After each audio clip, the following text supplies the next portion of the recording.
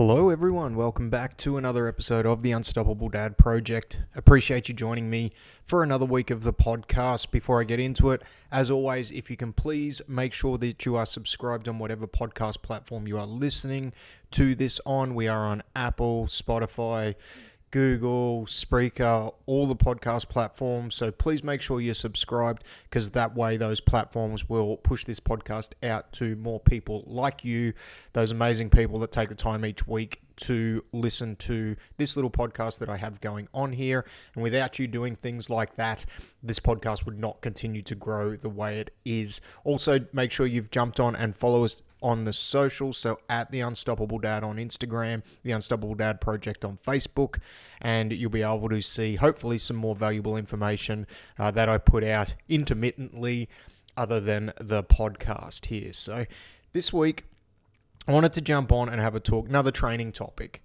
but this time the training topic is tailored towards people that I have helped quite a lot over the last, or a type of person that I have helped quite a lot over the last decade plus of being a coach. And that is the parent or the older individual who's looking to get back into sport. And now it can be a whole bunch of different sports, and there are a whole bunch of different scenarios and factors that go into it when you are looking to get back into a sport. And each sport itself has its own individual set of demands that is going to require a slightly different approach.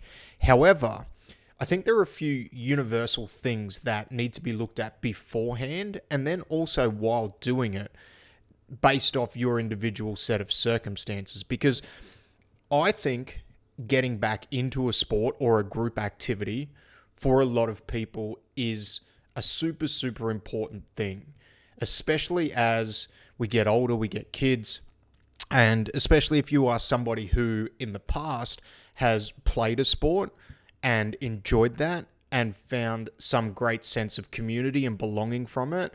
I think being involved in a group or a community where you are taking part in a physical activity goes a long way to helping people with their mental health. And I think that not only that, it also keeps people motivated to stay physically active and physically fit. And I think that they are two super, super important things, especially for dads and especially for men, because men, as we get older in life, I feel tend to isolate ourselves more. So making sure that you are part of a community, and especially a community that is doing something physical, I think is a really, really important thing. Obviously for me, I've gravitated towards Jiu Jitsu. I started it in my early 30s.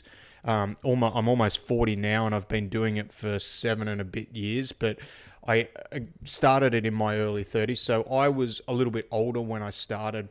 And within that community, I've come across some amazing people, but it tends to grab people like myself who have played some form of sport, who have maybe stopped doing something into their later years as life circumstances have changed or circumstances have not permitted them to do it. And then now that they're getting into their later years, they're looking to get back into something, and that type of activity tends to grab them and pull them into it.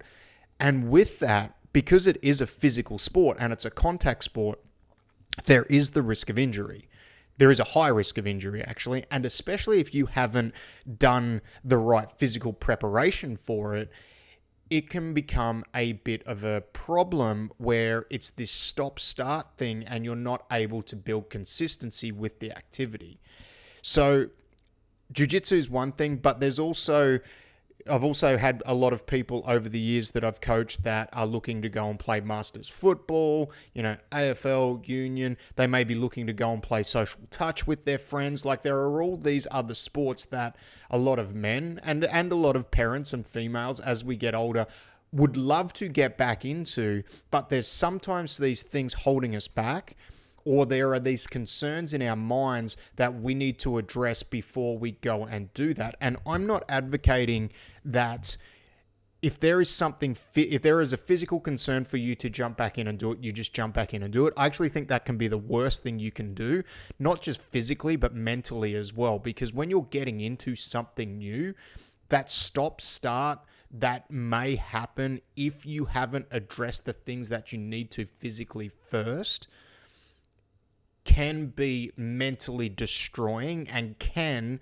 work in the complete opposite direction that we are trying to achieve by getting back into an activity like this. So let me just run through a few things that I think you need to look at, and then what you can do to kind of tailor the approach, or how you should look to approach things like moving forward. So the number one thing, the first thing that I would look at is your injury history.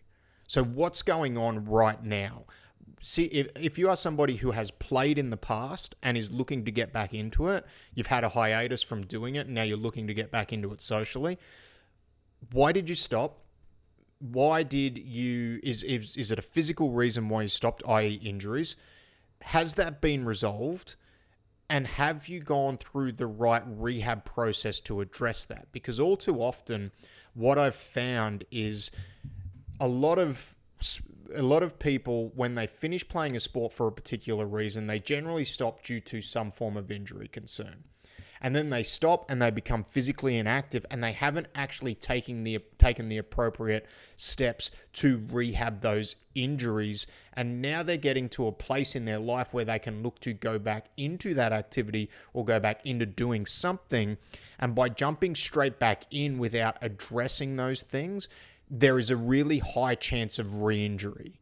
Okay, so you need to look at that injury history, and you need to look at, has the underlying issue or concern been addressed to its fullest extent after that injury was done? If the answer is no, you probably need to either work with somebody or be very mindful of the activity that you're getting back into, that it's not going to exacerbate that problem or ease yourself back into it. So that's the first thing. The other one is your sports and training history. So the activity that you're looking to get back into, is it something that you've done in the past, or is it something brand new to you? This is the first part of this question.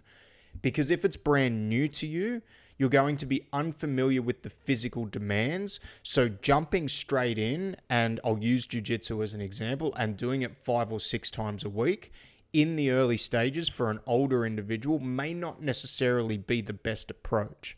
Okay, again, this advice is always very context dependent. It depends on where you are in life, who you are, and these things. But these are questions that, working with people that are looking to get back into sport, that I would ask them to help build out a plan for them moving forward.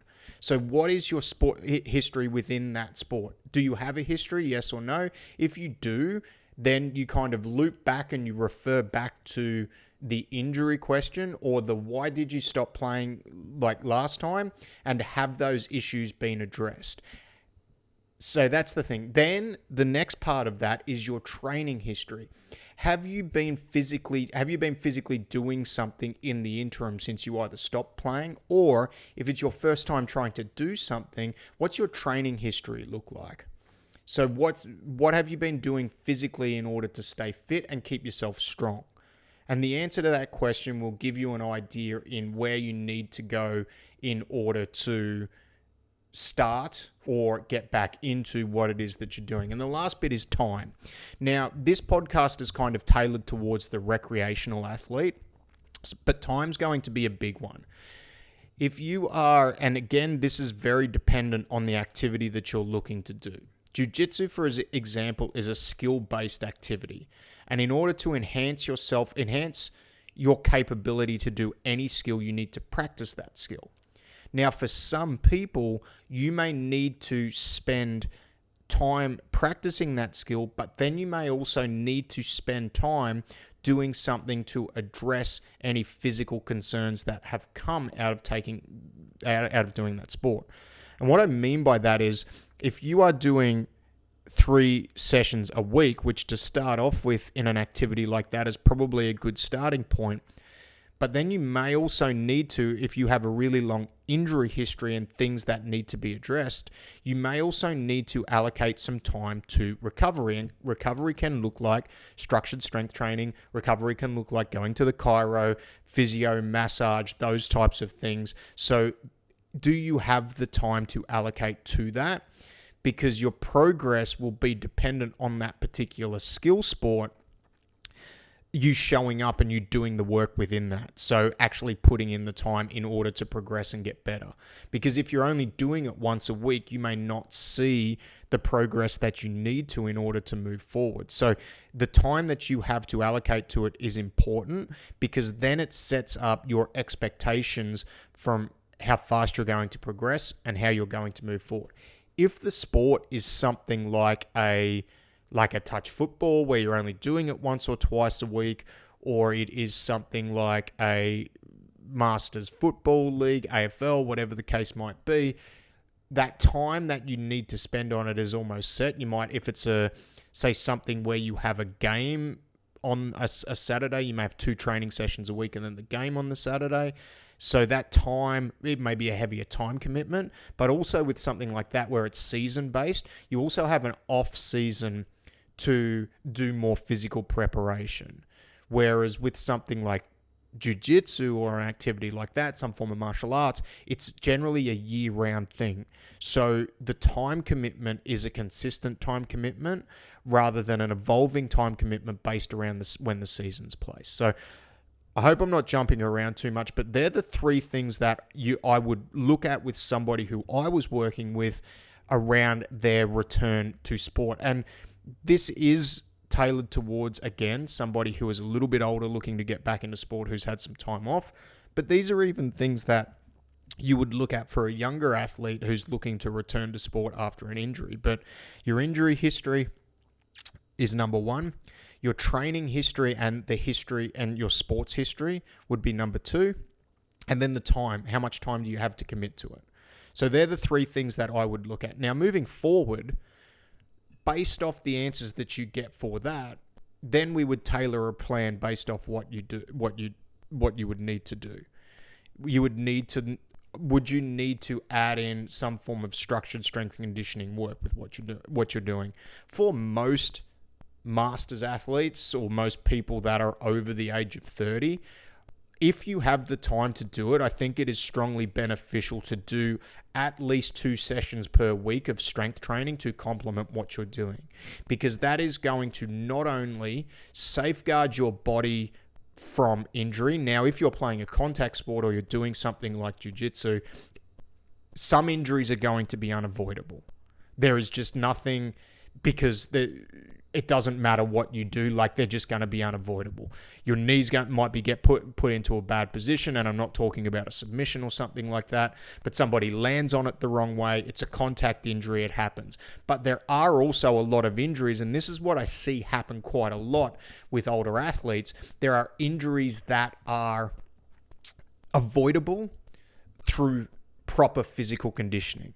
And if you don't have a really long training history behind you, then making sure that you have a really good plan in place to firstly physically prepare you to get into it, so that when injuries do happen, the avoidable ones don't happen and the unavoidable ones can sometimes not be as severe. And this is the thing with physical preparation that I think a lot of people miss into their later ages, that not only will it help you avoid preventable injuries, but it can also help you with the severity of non-preventable injuries within a contact situation. And that doesn't matter. That's universal across the board, right? That doesn't matter if it's a teenager who is playing sport. It doesn't matter whether it's a professional athlete, and it also doesn't matter whether it's somebody into their 30s and 40s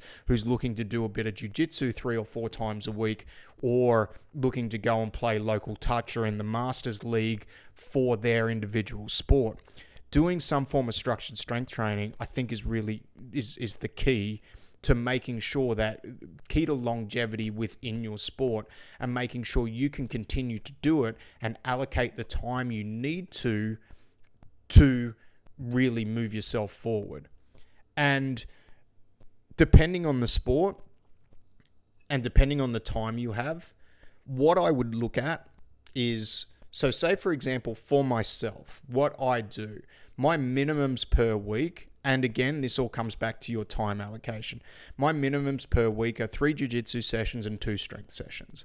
I find for me and my body and the way it is, I can do, if I do that, I, for the most part, my body will feel pretty good. As soon as I start adding a little bit more, so an extra jiu-jitsu session or an extra strength session, my body starts to get to a point where I'm under recovered, and then I start to get some niggles and things like that. Now, bearing in mind, for me, I also have been doing some form of structured weight training for the last 21 plus years. So I have quite a long training history, so I have a base to draw upon. If I'm working with somebody who doesn't have that base to draw upon, those 2 times a week of strength conditioning will go a long way to helping, but maybe they need a little bit more on the strength conditioning side to actually get the same response that I would get with my training history. So I hope this all makes sense so far, and I hope you're kind of understanding where I'm taking this. But the big thing, if you're looking to get back into a sport or you're looking to do some form of physical activity, which I believe is a super important thing, especially for dads, because it gets you around of a community of like-minded individuals who are looking to achieve a very similar thing to you. And I think that is something that is severely lacking in today's society for men. So if you are looking to do that, I think you need to seriously consider allocating some time to make sure that you are physically prepared for that activity. And that may look like doing 2 strength conditioning sessions a week, because you also don't want to be constantly, if you're doing jiu-jitsu, you don't want to be constantly off the mats looking at, hey, I'm injured again, I've got to take 3 weeks off. And then you go back, you do it for 3 weeks, and then all of a sudden something else comes up. Now, that doesn't mean that you're not doing the strength conditioning, does not mean that you won't get injured. It just means that your chance of injury decreases, and if you do get injured, hopefully you're not going to have to spend as much time off. And if, for example, you do get some catastrophic injury, allocating the time to doing proper rehab and making sure that it is rehabbed the right way before you go and jump back into the activity will mean that you're not going to have all these false starts jumping back and forth when you get back into doing that activity.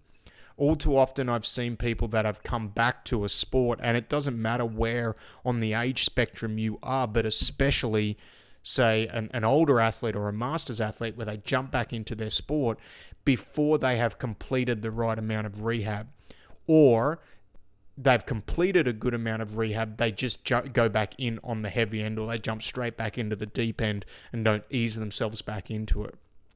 So making sure those injuries are addressed properly, or any physical niggles or pains that you have, the underlying issue is addressed, will give you the best chance of building consistency and getting back into that sport, because there's nothing worse than not being able to compete or not being able to train in something that you want to do due to preventable reasons.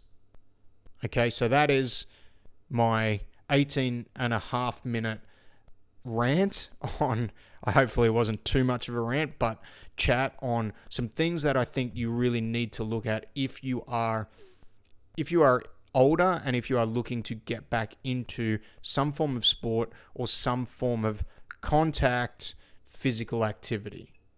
Because it is really important to address the physical, because there is nothing worse than having to deal with constant injuries. Now, doing sport, there is always the risk of injury. You will never be injury free, but by doing some form of physical preparation, hopefully we can reduce the risk of injury, and then we can hopefully reduce the severity of most of the injuries that may occur through doing these activities which we love, which we want to do, which we draw so much enjoyment from. So hopefully that helps. Let me know what you think. If you need some help with a training program, obviously this is the type of thing that I have done and I've helped people with for 15 years now. So there is a link to book in a time in the show notes, so you can jump on, you can book in a time for a chat, and then we'll jump on, we'll address where you're at. I'll ask you those 3 questions that I just went through in the podcast, try and get a grounding for where you're at, and then build a plan out for you moving forward to either get you doing what it is that you want to do, get you back to what you want to do, or hopefully help you be more physically prepared to do more of what it is that you want to do. So thanks for your time. Take it easy. I'll talk to you next week. Bye.